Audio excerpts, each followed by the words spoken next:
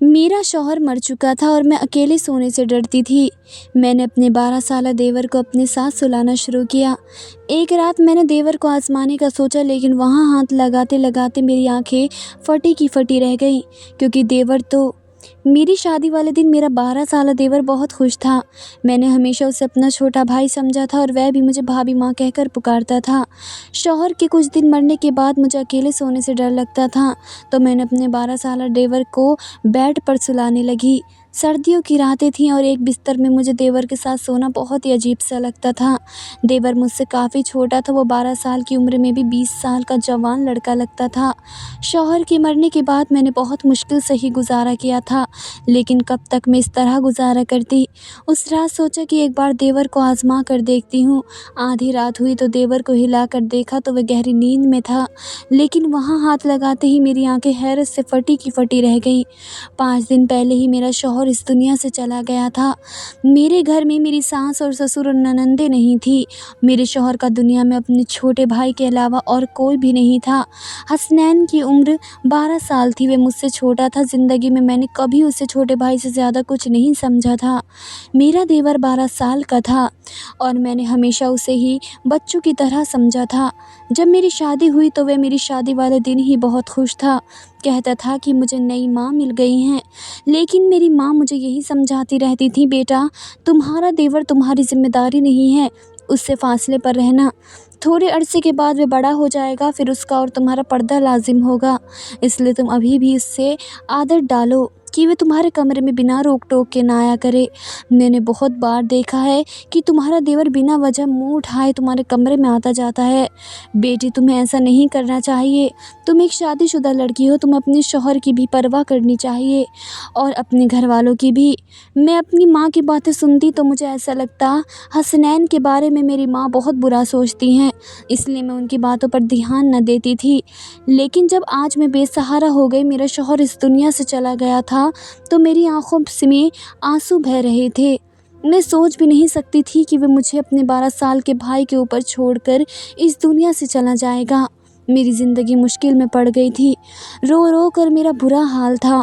رات کے 1 بج گئے تھے۔ میرا دیور حسنین ابھی تک گھر نہیں آیا تھا، وہ شاید اپنے بھائی کے رشتہ داروں کے ساتھ مصروف تھا۔ میرا دل مطمئن اس حوالے سے تھا کہ چلو وہ گھر نہیں آتا تو زیادہ اچھی بات ہے، کیونکہ اگر وہ گھر آ گیا تو مجھے بھی عجیب محسوس ہوگا۔ مجھے رہ کر اپنی ماں کی باتیں یاد آ رہی تھیں، لیکن اس لمحے گھر کے دروازے پر دستک ہوئی۔ میرا دل اچھل کر حلق میں آ گیا۔ میں نے سوچا کہ پتہ نہیں کون آ گیا ہوگا، مگر باہر سے آواز آئی، بھابھی دروازہ کھولیں۔ میں ہی ہوں۔ میں نے ڈرتے ڈرتے ہی دروازہ کھولا تھا۔ آج تو مجھے یہ گھر جنگل جیسا معلوم ہو رہا تھا۔ حسنین مجھ سے چھوٹا تھا، لیکن آج بھیڑیا جیسا لگ رہا تھا۔ پتہ نہیں کیوں میں اس کے بارے میں اتنا برا سوچنے لگی تھی۔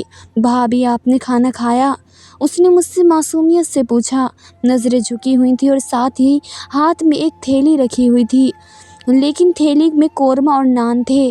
قورمہ نان ہوٹل والے لگتے تھے۔ اس نے ایک پلیٹ میں ڈالے اور میرے سامنے لا کر رکھ دیے۔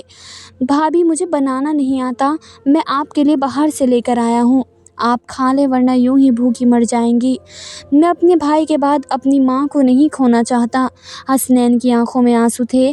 کہنے کو تو وہ مجھے ماں ہی کہہ رہا تھا، مگر پھر بھی ماں کی باتیں میرے ذہن میں نہیں نکل رہی تھیں۔ بھابھی آپ کو فکر کرنے کی ضرورت نہیں ہے، میں آپ کا سہارا بنوں گا، آپ اس گھر سے کبھی مت جانا۔ وہ بڑی بڑی جذباتی باتیں کر رہا تھا، لیکن میرے ذہن میں بہت ہی سارے سوال گھوم رہے تھے۔ پھر اس نے عجیب بات بولی، بھابھی اس کمرے میں رہیں، دوسرا کمرہ چھت کے قریب ہے، مجھے ایسا لگتا ہے کہ آپ کو چھت والے کمرے کے پاس نہیں ہونا چاہیے، اور اب تو سب لوگوں کو پتہ ہے کہ ہمارے گھر میں بھائی کی موت ہو گئی ہے، تو کوئی بھی بری نیت سے ہمارے گھر پر آ سکتا ہے۔ میں حیران تھی کہ حسنین اتنی چھوٹی سی عمر میں ایسی باتیں کیوں کر رہا ہے، کیا اسے کسی نے کچھ کہا ہے؟ مگر جو باتیں اس نے کی تھی مجھے ٹھیک ہی لگی تھیں۔ میں اس کے کمرے میں چلی گئی۔ حسنین کا کمرہ دوسری طرف تھا، جبکہ میں اور میرا شوہر چھت کے قریب والے کمرے میں رہتے تھے۔ مجھے بہت ہی عجیب لگ رہا تھا، آج پہلی بار میں اپنے کمرے کے علاوہ دوسرے کمرے میں آئی تھی، مگر جو کچھ میں نے اپنے دیور کے کمرے میں دیکھا، میری تو آنکھیں پھٹی کی پھٹی رہ گئی تھیں۔ کمرے کا دروازہ بند کرتے ہی میری نظر ایسی چیز پر پڑی تھی جس نے میرے ہوش اڑا دیے تھے۔ ویسے تو وہ 12 سال کا تھا، بچہ ہی لگتا تھا، لیکن میری ماں کی بات صحیح تھی۔ حسنین جو کچھ کر رہا تھا وہ ایک بڑا اور ایک سمجھدار آدمی ہی کر سکتا تھا۔ حسنین کے کمرے میں اپنا زیور دیکھ کر میرا دل کھول اٹھا تھا۔ میں نے تو اسے کئی جگہ پر کئی تالوں میں چھپا کے رکھا ہوا تھا، مگر یہ سب کچھ کیسے حسنین کے ہاتھ لگ گیا؟ بات بڑی عجیب سی تھی۔ میں دل میں سوچنے لگی کہ میں صبح ہوتے ہی اس سے اس بات کا سوال کروں گی، مگر اس وقت مجھے سخت نیند آ رہی تھی۔ میں نے دروازے کو اندر سے کنڈی لگا کر اچھی طرح لاک کر لیا اور پھر سونے کی تیاریاں کرنے لگی۔ پتہ نہیں کیوں مجھے بہت ہی نیند آ گئی تھی، حالانکہ یہ 2 گھنٹے پہلے مجھے زیادہ نیند نہیں آ رہی تھی، پر آج مجھے لگ رہا تھا جیسا حسنین کے لائے ہوئے قورمے کو کھا کر میری آنکھوں پر گنگدی جاری ہو رہی ہو۔ دل میں سوچا کہ کہیں کھانا کھانے سے مجھے نیند تو نہیں آ رہی، مگر اتنا تو مجھے خوف ہی نہیں ملا۔ جب میری آنکھ کھلی تو صبح کے 9 بج رہے تھے۔ میں حیران ہو رہی تھی کہ آج مجھے اتنی نیند کیسے آ گئی، حالانکہ کچھ دن سے بالکل نیند نہیں آ رہی تھی، لیکن آج کھانا کھانے کے بعد میری آنکھ ایسی بند ہوئی کسی کو شراب پلا دی ہو جیسے۔ میں حیران تھی، ایسا ہونا نہیں چاہیے تھا۔ میرے دل میں بار بار ایک ہی خیال آ رہا تھا کہ حسنین کے لائے ہوئے کھانے کو کھا کر میں بے ہوش تو نہیں ہو گئی، لیکن حسنین ایسا کیوں کرتا؟ میں نے دل میں سوچا۔ آنکھیں ملتی ہوئی میں باہر آئی تو سامنے حسنین کچن میں چائے بنا رہا تھا۔ اسے دیکھ کر بہت برا لگ رہا تھا۔ بھابھی آپ سو گئی تھیں، آپ کو بہت اچھی نیند آئی ہے نا؟ اس نے میری طرف پکارتے ہوئے دیکھ کر کہا تھا۔ میں نے اسے ہاں کے لہجے میں یہی کہا تھا، آج مجھے بہت زیادہ اچھی نیند آئی ہے۔ کیوں نہیں آتی بھابھی؟ میں نے آپ کے کھانے میں نیند والی گولی ملا کے دی تھی۔ میں نے اپنے دوستوں کو بتایا تھا کہ میری بھابھی کو نیند نہیں آتی۔ اس نے مجھے کہا تم انہیں کھانے میں نیند کی گولیاں ملا دیا کرو، اس سے وہ آرام سے سو جایا کریں گی۔ میں حیران ہو گئی تھی کہ حسنین اتنی گھٹیا حرکت کیسے کر سکتا ہے۔ حسنین تم ایسا سوچ بھی کیسے سکتے ہو؟ تم اپنی بھابھی کو بے ہوش کرنا چاہتے تھے؟ نہیں بھابھی، میں تو آپ کو اچھی نیند دینا چاہتا تھا۔ اب آپ اچھی خاصی تر و تازہ لگ رہی ہیں، چائے لیں، چائے پئیں۔ اس نے چائے میرے سامنے رکھی تو میں شک میں پڑ گئی، تم نے اس میں بھی کچھ ملایا تو نہیں ہے؟ اللہ کی قسم بھابھی، وہ تو میں نے آپ کو نیند کے لیے، آپ کے سکون کے لیے گولیاں ملائی تھی۔ آپ کہتی ہیں یہ چائے میں خود آپ کے سامنے پی لیتا ہوں، بلکہ ہم آدھی آدھی پی لیتے ہیں۔ اس نے اس گلاس کو بھرتے ہوئے مجھے دکھایا تو میں یقین کر بیٹھی۔ میں نے کہا کہ ٹھیک ہے، مجھے معاف کر دو، میں تمہارے بارے میں شکی ہو جاتی ہوں۔ میں حسنین کا چہرہ دیکھتی تو اس کی معصومیت پر مجھے یقین آ جاتا تھا، کیونکہ واقعی اس کے چہرے پر بہت ہی زیادہ معصومیت اور شرافت تھی۔ میں نے آج اسے کچھ نہیں کہا تھا، جاننا چاہتی تھی کہ وہ آگے کیا کہے گا، کیونکہ جو کچھ میں اس کے کمرے میں دیکھ کر آئی تھی اس کی تو کوئی معافی نہیں تھی۔ تھوڑی دیر بعد اس نے خود ہی منہ کھول دیا، بھابھی میں آپ کے زیور بیچنا چاہتا ہوں۔ میرا ایک بہت ہی جاننے والا اور ایماندار انکل ہے، وہ ہمارے زیور بیچ کر ہمیں بہت سارے پیسے دیں گے۔ ہم ان پیسوں سے یہ مکان خرید لیں گے۔ اس کرائے کے مکان میں ہم کب تک رہیں گے؟ مالک مکان تو پرسوں ہی کرایہ لینے آ جائے گا، ہمارے پاس تو پیسے نہیں ہیں۔ حسنین کی بات سن کر میں حیران ہو گئی تھی۔ ابھی تک ایسا تو میں نے سوچا بھی نہیں تھا کہ وہ کیسے سوچ سکتا تھا۔ بات بڑی عجیب تھی۔ میں نے کہا حسنین تمہیں یہ خیال کیسے آیا کہ ہم ایک نیا گھر بنائیں؟ بھابھی مجھے آگے شادی بھی کرنی ہے، ہم نے ساری زندگی ایک ساتھ رہنا ہے، ہمارے پاس ایک نیا گھر ہونا چاہیے، اور کرائے کے گھروں میں تو صرف انسان ذلیل اور رسوا ہوتا ہے۔ حسنین کی بات ٹھیک تھی، اس لیے میں نے اسے زیور والے معاملے میں کچھ نہیں کہا، لیکن مجھے ڈر تھا کہ وہ زیور بیچ کر ہمارے پاس اگر پیسے نہ آئیں تو کیا ہوگا۔ میں ایک بیوہ عورت تھی، میرا دیور 12 سالہ تھا، تو ایسے میں کوئی بھی ہمیں آرام سے آسانی سے دھوکہ دے سکتا تھا۔ میں نے سوچا کہ اس بارے میں کسی سے مشورہ کر لوں۔ میں اپنے مائکے والوں سے کہتی کہ وہ میری مدد ضرور کریں گے۔ حسنین تو چھوٹا بچہ ہے، جبکہ اس بات پر مجھے ابھی تک غصہ تھا کہ اس نے میرے کمرے کے اتنے سارے تالے توڑ کر وہ زیور نکالے کیسے، جبکہ تالے ٹوٹے ہوئے بھی نہیں تھے۔ اسے زیور کے بارے میں نے حسنین کو بتایا بھی نہیں تھا۔ مجھے حسنین پر بہت ہی غصہ آ رہا تھا، لیکن وہ جو بھی کرتا آخر میں اس کی ایسی بات کرتا کہ میں مطمئن ہو جاتی۔ میں نے اپنے مائکے والوں سے کہا کہ مجھے زیور بیچ کر گھر خریدنا ہے۔ انہوں نے مجھ سے کہا نہیں، گھر لینے کی ضرورت نہیں ہے، تم اب بیوہ ہو، تمہیں اب ہمارے گھر آنا ہوگا۔ میں ان کے گھر نہیں جا سکتی تھی، میں جانتی تھی کہ میرے بھائی اپنی بیویوں کے غلام ہیں، وہ اپنی بیوہ بہن کو کبھی بھی سہارا نہیں دیں گے، زندگی بھر انسان ان کے سہارے تو نہیں رہ سکتا۔ अभी अच्छा मौका था, मैं अपने जेवर बेच कर एक घर खरीद लूँ। मेरे शौहर ने अपनी ज़िंदगी में मेरे लिए काफ़ी सारा जेवर बनवाया था, मगर अपने भाइयों की नीयत देखकर मैंने वे जेवर देने का इरादा तुर्क कर दिया। अब मैं हसनैन के सहारे ही चल रही थी।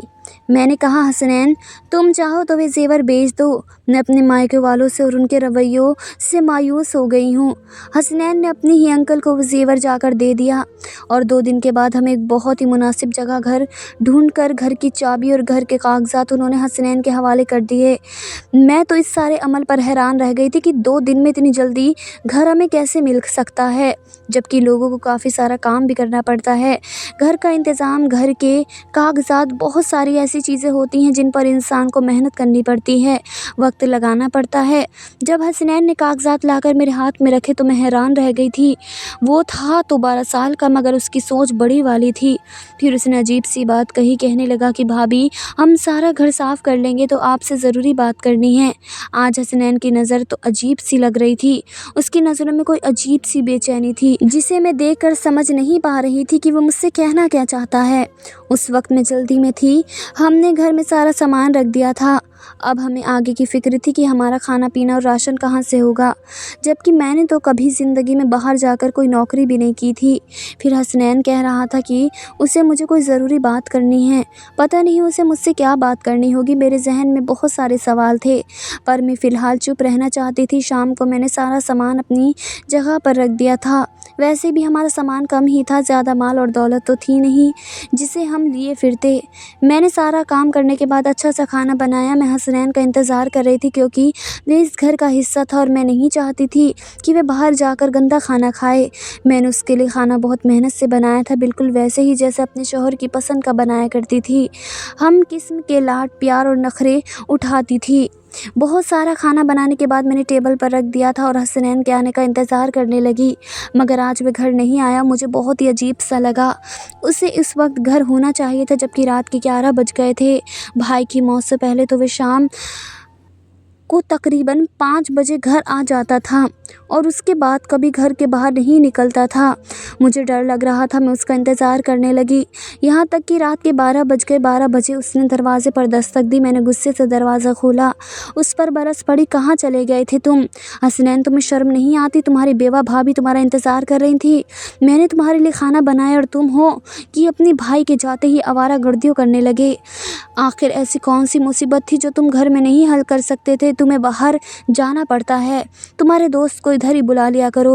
भाभी मैं ऐसा नहीं कर सकता। उसने नज़र उठाकर मुझे ऐसे गुस्से से देखा कि मैं डर गई थी, मगर वह तो एक बच्चा ही था। मैंने दिल में सोचा, मैं इससे डरा धमका तो सकती हूँ। मैं यही ख्याल करके उससे बात कर रही थी कि वो मुझ पर चिल्ला उठा, भाभी बस कर दे, मुझे आपकी कोई बात नहीं सुननी और जो आपने खाना पकाया वह आप खुद खा लें। ये कहकर वह अपने कमरे की तरफ चला गया। उस वक्त वह किसी 30 साल के मर्द की तरह गुस्सा कर रहा था। मुझे उस पर बहुत ही अफसोस हो रहा था। ये गुस्से में था, कोई बात उसके पीछे ज़रूर होगी। मैंने यही सोचकर उसके कमरे में जाकर दस्तक दी। उसने दरवाज़ा खोला और मुझे अजीब सी नज़रों से देखकर बोला, एक बात कहूँ भाभी, आप मुझसे शादी कर लें वरना आप काफिर हो जाएंगी। उसकी बात सुनकर मैंने आंखें फटी की फटी रह गई थी। तुम ऐसा सोच भी कैसे सकते हो कि मैं तुमसे शादी करूँगी? कहाँ गया तुम्हारा माँ वाला प्यार? तुम तो मुझे सुबह शाम माँ कहते हो। अब क्या हो गया? किसने तुम्हारा दिमाग ख़राब कर दिया है? इतनी घटिया बात तुमने अपने जहन में सोची भी कैसे और फिर मुंह से निकाली तो कैसे? मैं गुस्से से आग बबूला हो रही थी। वह बिल्कुल उसी तरह बिना किसी शर्मिंदगी के मेरे सामने हाथ बांधे खड़ा मुझे टकटकी नज़रों से देख रहा था। मुझे उसकी नज़रों से डर लगने लगा था। एकदम बोलते चुप हो गई। वहीं से वापस मुड़ी और अपने कमरे में आकर बैठ गई। मैंने कमरे का दरवाज़ा अच्छी तरह से बंद कर लिया था। मेरा दिल ज़ोरों से धड़क रहा था। मैं सोच भी नहीं सकती थी कि हसनैन ऐसा कुछ कहेगा और इस किस्म की बात मुझसे करेगा। मैंने तो उसे हमेशा अपने बच्चों की तरह समझा था। अभी मेरी औलाद पैदा नहीं हुई थी, लेकिन फिर भी हसनैन के बारे में मेरे शौहर ने भी मुझे यही कहा था कि तुम्हें हमेशा उसे अपनी औलाद की तरह समझ कर पालना है। उसकी माँ नहीं है, बाप नहीं है, अब तुम ही इसका सब कुछ हो। हसनैन की इन बातों ने मुझे बहुत ही तकलीफ़ दी थी। मैंने सोचा था कि आज के बाद मैं हसनैन से कोई बात नहीं करूँगी। वैसे ये घर मेरा नाम था, मैं इस घर में खुद अकेली भी रह सकती थी, पर हसनैन ने दोबारा ऐसी حرکت کی تو میں اسے گھر سے ضرور نکال دوں گی۔ یہ گھر تو میرے شوہر کے پیسوں کا تھا اور میرے نام پر تھا، لیکن حسنین اس میں رہنے کا حق نہیں رکھتا تھا۔ اگر وہ اپنی بھابھی کو عزت نہیں دے سکتا جو اسے دینی چاہیے تھی۔ میری خاموشی غصے میں بدل گئی تھی۔ صبح اٹھتے ہی میں نے حسنین کے کمرے کا دروازہ زور زور سے پیٹنا شروع کر دیا۔ پھر مجھے احساس ہوا کہ اس کے کمرے کا دروازہ تو اندر سے بند نہیں تھا۔ میں نے جب باہر سے دروازہ کھولا تو آگے سے کمرہ خالی تھا، کمرے میں کچھ بھی نہیں تھا۔ حسنین کہاں گیا؟ میں دل میں سوچنے لگی۔ میرا دل غصے سے پاگل ہو رہا تھا۔ میں نے باہر والے دروازے پر نظر ڈالی تو دروازہ باہر سے بند۔ اس کا مطلب حسنین مجھے گھر میں قید کر گیا، اور میں نے دل میں سوچا تو مجھے اس سے نفرت ہونے لگی۔ اتنا سا ہے اور عمر میں بھی 12 سال ہے، اور حرکتیں دیکھو۔ میں نے یہی سوچ کر اپنے مائکے جانے کا فیصلہ کر لیا، لیکن پھر یاد آیا کہ میں تو عدت میں ہوں، یوں بار بار گھر سے نکلنا اچھی بات نہیں ہے۔ بس یہی سوچ کر میں بے بس ہو کر بیٹھ گئی تھی۔ شوہر کی موت کو 3 مہینے ہو چکے تھے۔ ان 3 مہینوں میں حسنین کتنا بدل گیا تھا۔ میں دل میں سوچنے لگی، خدا مجھے اولاد دیتا تو اس وقت حسنین کے سہارے نہ ہوتی، مگر اب میں اسے کیا کہوں؟ میرا تو اس کے کوئی رشتہ بھی نہیں۔ جس شخص کی وجہ سے رشتہ تھا وہ تو اس دنیا میں چلا گیا۔ آج میں نے سوچ لیا تھا کہ حسنین آئے گا تو مجھ سے صاف صاف بات پتہ کروں گی کہ وہ اس گھر میں نہیں رہ سکتا۔ رات کے تقریباً 9 بجے تھے کہ میرے گھر کے دروازے پر زور زور سے دستک ہونے لگی۔ میں تو یہی سوچ رہی تھی کہ باہر حسنین ہوگا، پر جب میں نے دروازہ کھولا تو سامنے 4 آدمی کھڑے تھے۔ یہ آدمی بہت ہی عجیب غصے میں لگ رہے تھے۔ ان کے چہرے پر داڑیاں تھیں، لگتا تھا جیسے زمین کے ٹھیکیدار ہیں۔ انہوں نے جو بات مجھ سے کہی تھی وہ صرف بہت ہی حیران کر دینے والی نہیں بلکہ مجھے دکھی کر دینے والی بھی تھی۔ ان لوگوں نے کہا، بیبی تم یہاں اکیلی رہتی ہو؟ میں نے کہا، جی ہاں میں اکیلی رہتی ہوں۔ یہ لوگ بولے، یہ عورت اور اس کا دیور بھی اس کے ساتھ ہی رہتا ہے، ابھی بھی گھر میں ہی ہوگا۔ یہ لوگ پتہ نہیں اس محلے کو کیا سمجھتے ہیں، محلے کو گندا کر رہے ہیں۔ میں تو کہتا ہوں کہ انہیں یہاں سے بے گھر کر دینا چاہیے۔ ان لوگوں کو اس محلے میں رہنا ٹھیک نہیں ہے۔ میں نے کہا، کیوں بھائی صاحب، ہم نے کیا کیا ہے؟ ارے بیوی تم نے کیا کیا ہے یہ تم ہم سے پوچھ رہی ہو؟ تم اپنے 12 سال کے دیور کے ساتھ اس گھر میں اکیلی رہتی ہو۔ تمہیں پتہ ہے تمہارا شوہر مر گیا ہے، اب تم بیوہ ہو گئی ہو۔ اپنے ماں باپ کے گھر جاؤ، یہیں رہنا ہے تو شرافت سے رہو۔ یہاں ہماری بہنیں بیٹیاں رہتی ہیں، ایسے لوگوں کو ہم محلے میں برداشت نہیں کر سکتے۔ ان آدمیوں پر مجھے غصہ تو بہت ہی آیا، مگر میں ان سے الجھنا نہیں چاہتی تھی۔ میں نے ان کے منہ پر ہی دروازہ بند کر دیا۔ آنکھوں سے آنسو بہنے لگے۔ حسنین پر غصہ آ رہا تھا، یہ سب اسی کا کیا دھرا ہے۔ میں نے اپنا سارا سامان باندھنا شروع کر دیا۔ یہاں رہنا مشکل ہو چکا تھا۔ میں جانتی تھی کہ حسنین نے میرے بارے میں ایسی باتیں پھیلائی ہوں گی جیسے ہی میں بہت ہی گنہگار عورت ہوں۔ سچ کہتے ہیں دنیا اکیلی عورت کو کھا جاتی ہے۔ دھنیہ واد دوستو۔